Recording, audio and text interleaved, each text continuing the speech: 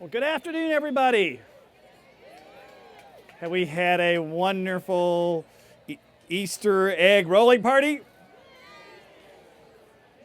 Well, I'm Chef Art Smith. Some of you know me as Chef Art Smith, Top Chef Masters. Some of you know me as just Chef Art, who likes comfort food. And today, I'm going to talk about this amazing kid who liked to eat books. You know, I like books. I've never actually eaten a book before, but someone gave me a chocolate book one time and ate it. I mean, what's life without chocolate? It's kind of like life without a book, right? But I was talking to Reese Witherspoon's, and she was telling me her children how she loves to read to them, and this is one of their favorite books. And you know my friend Oprah Winfrey, she likes favorite things, and you know, and I love favorite things too. I think makes life special. I like this. Okay, what is your name? You're so cute. They're all so cute. This is a wonderful book by Oliver Jeffries, The Incredible Book Eating Boy. Y'all see that?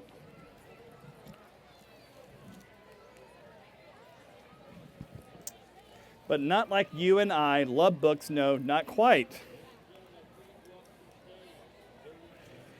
Henry loved books, but not like you and I love books, not quite. Can you see that? You see that over there? Huh? Isn't that cute? Henry loved to eat books. It's all began quite by mistake one afternoon when he wasn't paying attention. He wasn't sure at first and tried eating a single word just to test. Next, he tried to eat a whole sentence and then the whole page. A whole page? You know the old saying, you're going to have to eat your words? Yes, Henry definitely liked them. By Wednesday, he'd eaten a whole book. And by the end of the month, he could eat a whole book in one go. Henry loved eating all sorts of books. Storybooks, dictionaries, atlas, joke books, books of facts, even math books. I never wanted to eat a math book. I was never good at math. But red ones were his favorite. And he was going through them at a fierce rate. But here is the best bit. Y'all can see that? See that book? See what's in the book? The more he ate, the smarter he got. Okay, I need to eat some books. Okay. He ate a book about goldfish, and he knew what to feed Ginger. He had a goldfish named Ginger.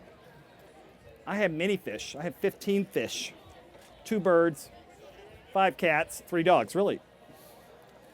Before long, he could do his father's crosswords in the newspaper and was even smarter than his teacher in school. Henry loved his smart. He thought that if he kept going, he might become the smartest person on earth. But you know, as we all know, that when you learn, you keep on learning till the very end. You learn every day.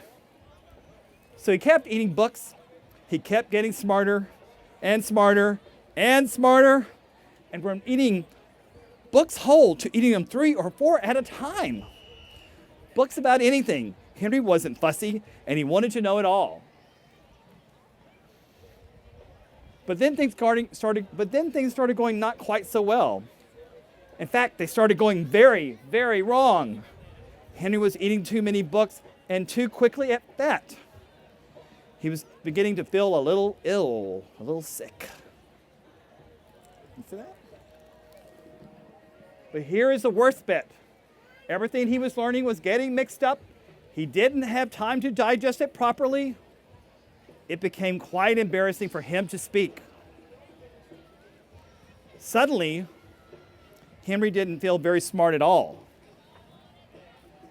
More than one person told him he should stop eating books. So Henry gave up eating books and sat sadly for a time. What was he to do? Then after a while, and almost by accident, Henry picked up a half-eaten book from the floor, but instead of putting it in his mouth, Henry opened it up and began to read. And it was so good. And Henry discovered that he loved to read and thought if he would read enough, he might still become the smartest person on earth. It would just take a bit longer. Now, Henry reads all the time, although every now and then he eats a book. You know, as the saying goes, we are what we eat. I don't know if we should eat any books like Henry, but we need to eat lots of vegetables and fruits. Exactly. And what we need to do too is think good thoughts too. Because good food made with love tastes better. Exactly. See that? So cute. That's a buck. That's a red buck. So on this wonderful afternoon, in the shadow of the White House, just remember, food is love. And remember, only give what you love. And share with your family and your loved ones. And, you know, I practiced that for so long, and it's been a wonderful experience to meet so many lovely people. And there's nothing more endearing than cooking with children, and nothing more endearing than reading with them. Thank you. It was a pleasure. I'm Chef Art Smith. Make sure you watch CBS. Beat the chefs. You're going to see me again. And if you've got a family recipe you want to beat me with, you better come on. I'm ready to face it. Thank you.